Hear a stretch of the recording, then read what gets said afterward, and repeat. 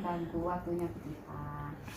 Begini Bu Tita, saya kesini itu mau menyampaikan beberapa pertanyaan terkait Bu Tita sebagai kepala sekolah di TK Masita 1 ini. Nah, kemudian tentunya sebagai pemimpin saat mengambil suatu keputusan itu ada suatu dilema atau bujukan moral. Nah, bagaimana Bu untuk mengidentifikasi kasus-kasus seperti dilema etika atau bujukan moral tadi? Ini untuk kasusnya, ini misalnya seperti apa? Saya kan kasus banyak, kasusnya tentang disiplin, kasusnya anak, kasusnya guru. Jadi kan masing-masing kita mengambil keputusan kan berbeda. Jadi contoh yang dibuat contoh kasus ini apa? Misalkan ada dua hal penting yang mau dirapatkan itu sama-sama pentingnya. Misalnya pembelajaran, kemudian contoh kasus saja, misalnya menentukan libur aja ya. Oh iya. Ya, seperti contoh menentukan libur, misalnya ada hal yang penting. Contoh ini ya, ini aja yang dekat ini tentang Hari Santri Nasional ya. Nah, ini kan kita ada undangan untuk mengikuti apel. Ya, apel itu semua lembaga di bawah naungan Nahdlatul Ulama itu diminta untuk mengikuti apel. Kemudian otomatis karena kita kan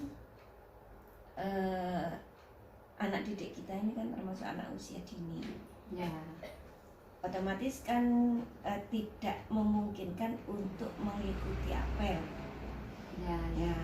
Nah itu otomatis kita harus punya kebijakan karena instruksinya kan hanya semua peserta didik dan pendidik untuk mengikuti apel. Nah, tapi kita kan juga mengambil keputusan sendiri bahwa kita tidak bisa mengikutkan anak untuk apel dan terpaksa kita hanya yang mengikuti apel hanya guru. Jadi secara otomatis proses belajar mengajar di sekolah otomatis ditiadakan. Semua pemberian tugas di secara gurunya otomatis mengikuti apel. Itu di keputusan ini dilihat dari sisi anak didik. Baik Bu. Kan otomatis keputusan itu harus dilihat dari banyak sisi. Iya ya, dari keputusan tadi Bu ya, itu ada langkah-langkah yang harus dilakukan selama ini ketika anak-anak tidak mengikuti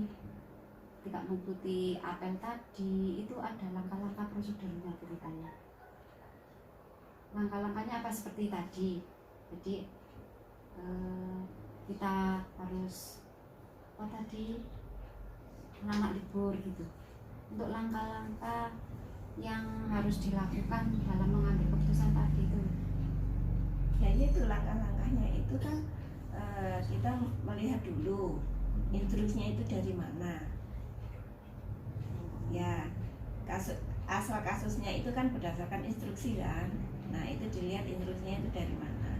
Wajib apa tidak kita mengikuti instruksi itu. Kemudian pertimbangannya juga kepada siapa instruksi itu diberikan. Nah itu langkah yang kedua. Jadi otomatis pengambilan keputusannya itu tidak 100% langsung instruksi apel, otomatis semua harus apel, tidak langsung begitu kan pengambil keputusannya.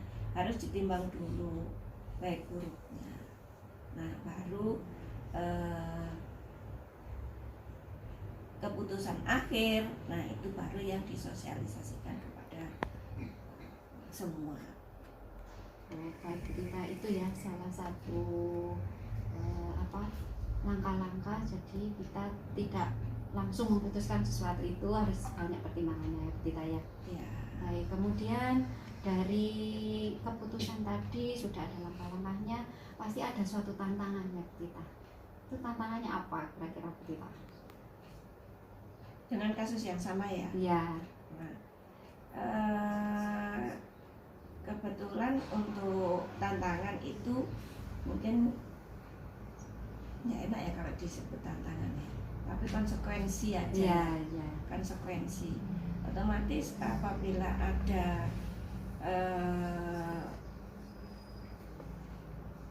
ini tadi kan otomatis kita skip pembelajaran di sekolah, otomatis program belajar mengajar hari itu, otomatis materi hari itu yang seharusnya disampaikan kepada anak-anak otomatis kan menjadi terpending.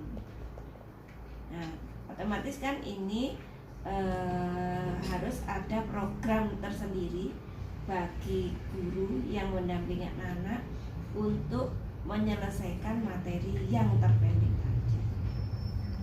Nah, itu kan tantangannya. Jadi kan soalnya kan hari berikutnya kan sudah harus ada materi baru, hari berikutnya harus ada materi baru. Otomatis kan ini terpending materi yang hari ini tidak terlaksana. Nah, itu otomatis menjadi tugas juga bagi guru, dan ini ya merupakan tantangan juga kan. Kita harus meng-schedule ulang program pembelajaran yang terskip tadi.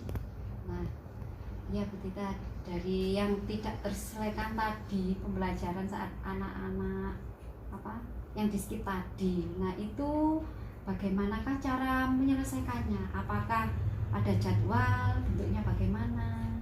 Misalkan menyelesaikan yang tadi pembelajaran terskip itu, penyelesaiannya kira-kira bagaimana? Nah, otomatis kan sudah menjadi tugas guru kan tadinya. Kan saya sebagai kepala sekolah yang bertanggung jawab, otomatis harus memanage gurunya, menyampaikan kepada guru tersebut materi yang terpending hari itu harus diselesaikan di hari lain, atau ada waktu khusus yang disusun, misalnya materi tersebut dikerjakan di rumah sebagai PR supaya juga supaya anak-anak belajar tersendiri di rumah dengan orang tua. Tapi itu tantangannya harus ada pendampingan, harus ada informasi kepada orang tua bahwa materi ini tidak terselesaikan, mohon bantuannya pendampingan. Jadi harus dibuatkan program tersendiri untuk menyampaikan kepada orang tua, atau bisa dijadikan hari lain yang free di saat semua materi pembelajaran sudah disampaikan semua. Kan di akhir semester biasanya kan ada diberi waktu untuk menyelesaikan materi-materi yang tidak dapat diselesaikan karena satu lain hal. Nah, itu otomatis harus menjadwalkan ulang. Nah, dari yang Bu Tita sampaikan tadi untuk menyelesaikannya, dan salah satunya yang mempermudah itu ya, tadi ada informasi bahwa penyelesaian masalah itu supaya ada faktor-faktor yang mempermudah ya. Salah satunya ya yang tadi Bu Tita ya, melalui WA itu gitu ya. Selain itu Bu Tita, untuk mempermudahkan supaya programnya itu tercapai, yaitu saya sampaikan tadi ada alternatif kan. Materi yang ini misalnya bersangkutan dengan materi selanjutnya, otomatis harus diselesaikan terlebih dahulu kan, nggak bisa dipending. Nah, itu dibuatkan materi, bisa melalui pekerjaan rumah dan sebagainya. Tapi apabila materi ini bisa dipending, otomatis bisa dilaksanakan di lain hari sebelum akhir semester, sebelum penilaian.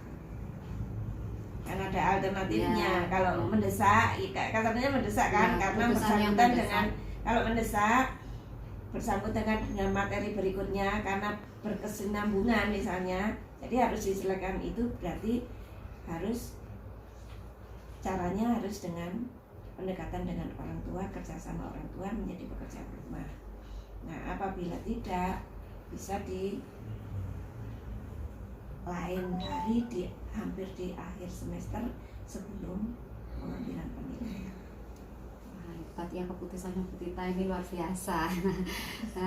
Dari semua yang telah Bu Tita sampaikan, pasti ada suatu pembelajaran yang dapat kita. Yang penting apa? Semua permasalahan yang ada, baik itu pembelajaran, baik itu konflik antar anak, konflik antar orang tua, konflik dengan guru dan sebagainya. Setiap tahun itu pasti selalu ada. Tetapi dari tahun ke tahun ini kita menyelesaikan permasalahan ini kan pasti ada kita menentukan jalan keluar kan. Nah, dari pengalaman sebelumnya ini otomatis kan bisa kita rekam dan itu menjadi pembelajaran. Terima kasih